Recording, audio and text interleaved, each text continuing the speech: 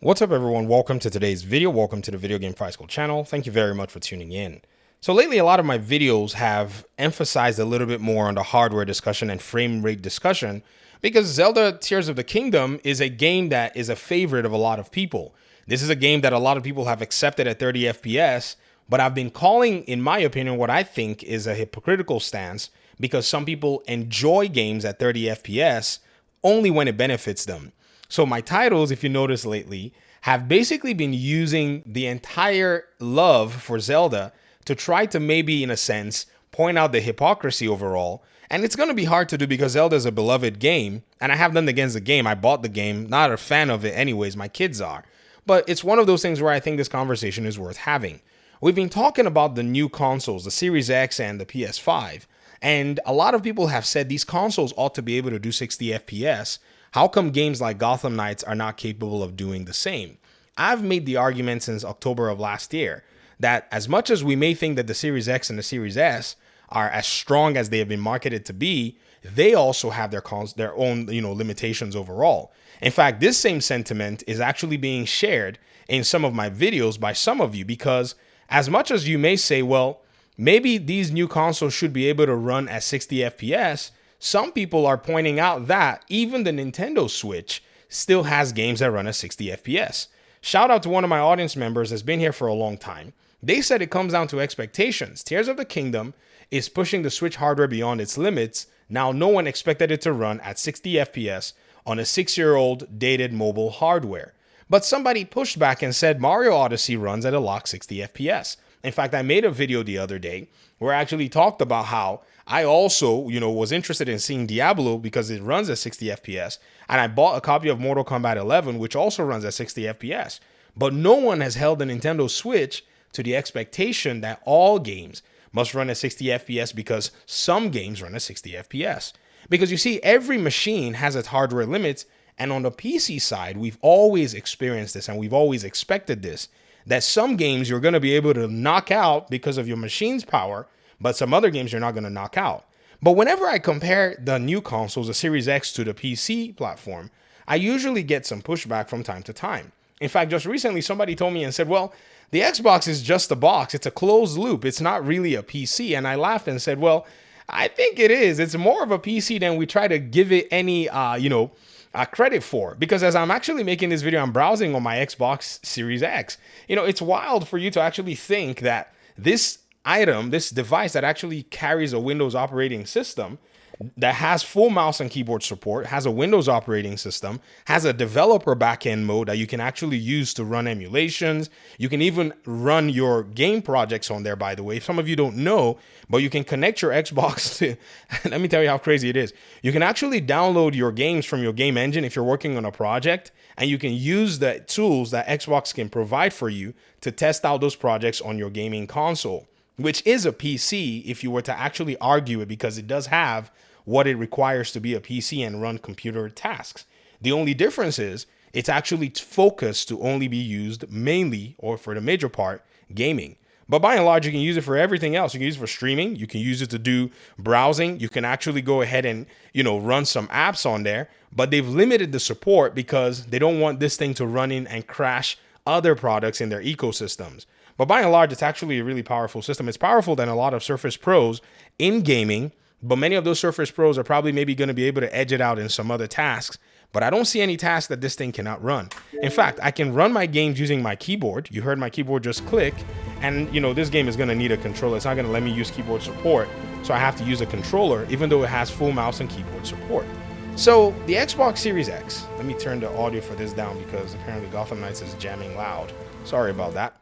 The Xbox Series X is actually one of those that, you can actually claim, or the PS5 does have some of those capabilities. In fact, the PS5, according to one of my audience members, they said, these consoles are closed boxes. Well, the PS5 actually proves that notion somewhat wrong, because now it's no longer a closed box, in quote. You can add you can add extra, storage space by using the NVMe technology, which is something that was for the most part exclusive to specific motherboards and hardware iterations. So these new consoles, or even the old consoles, have always been PCs just designed in a way where they're specific for this one use.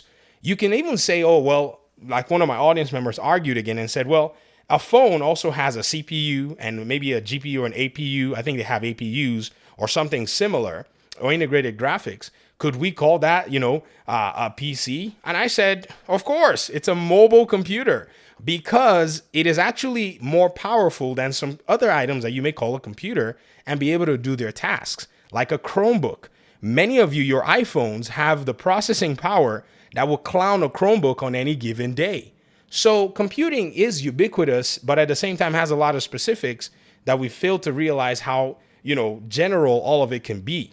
But then this whole conversation of 60 FPS, basically, the new consoles came to insert themselves into the conversation, but for the most part have not necessarily had to deal with the reality that if you're actually wanting to actually get the, performance of, 60 FPS, you're going to have to deal with the possibility that some games are going to clown you because PCs deal with this reality every day. There is not a PC that you're going to buy that's going to be 100% going to run every single game at 60 FPS in some form of fashion. In fact, one of my audience members actually put it very, very well. They said something about this whole conversation. They said, the attitude of a lot of gamers about the, 60 FPS or bust is something that is quite weird. It comes from a place where, people think that these machines are only going to run 60 FPS for every game because they already ran 60 FPS for some games. I'm going to go ahead and look up the comment for you guys because, we can actually browse on this device. Isn't that crazy? Let me jump in here real quick. VG Fight School. And, the comment is there. Pray for Jamie Foxx, by the way. This is crazy, man. This is crazy. But you go in and, you're looking at, these conversations and people talking about them. And I think what he said is actually quite valid.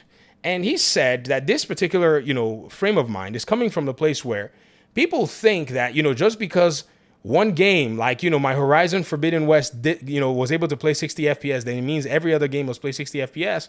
They don't really understand that in terms of computer hardware and the way games work, it's not necessarily always going to be the case for that. Some games are going to be able to change the entire conversation or the entire notion that you have about your hardware. And to be honest, you're going to be in a place where if you buy a gaming PC, you might be stomped by some games. It's just the way things are. The developers, on the other hand, they could make the game run at 60 FPS. Nobody's saying that the games can never run at 60 FPS. It's just the expectation is wild when you actually make it so general.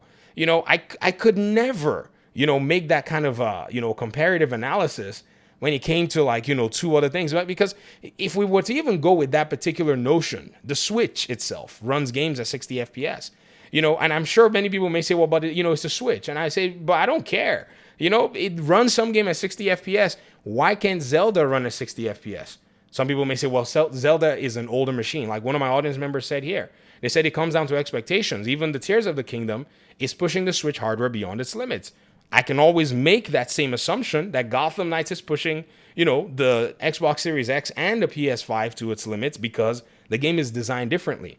But somebody came in and said Mario Odyssey runs at lock 60 FPS. I'll add to that. Mortal Kombat 11 runs at 60 FPS. Diablo 3 is also reported to run at 60 FPS.